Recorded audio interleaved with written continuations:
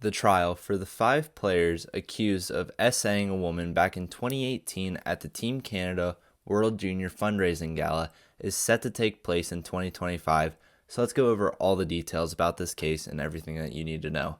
So, originally, when the five players, Carter Hart, Dylan Dubé, Alex Fermenton, Michael McLeod, and Cal Foote, whenever they were kicked off their NHL teams, well, not necessarily kicked off because they can't do that because of the CBA, but when they were placed on leave from their NHL teams, we started talking about this trial and basically what happened. For those of you who missed it last season, basically back in 2018, after Team Canada won gold at the World Juniors, they had a fundraising gala in London, Ontario, where a woman went back to a hotel room with one of the players, which we now know to be Michael McLeod, and they had consensual intercourse. And then more players came into the hotel room and proceeded to essay the woman for a long time after that, and the woman was unable to escape the situation because she felt physically intimidated by the others in the room and what they had with them.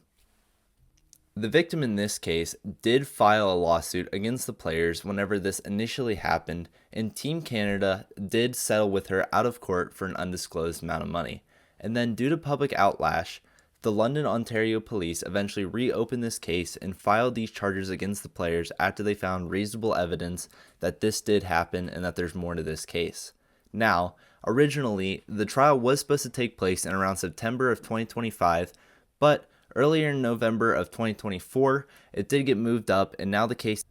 trial is set to take place on April 22nd, 2025. So, as we get closer to then, I'm sure we'll start to hear more about this case and it'll start to come back into the public light. But I want to make sure everyone's aware because what these players allegedly did is something that should not be hidden and should not be at all in any way forgot about. And that's what I feel like has happened as time's gone on. But make sure everyone you know knows this story and what's going on in this case. I'll have more as we get closer to the trial, so follow for more.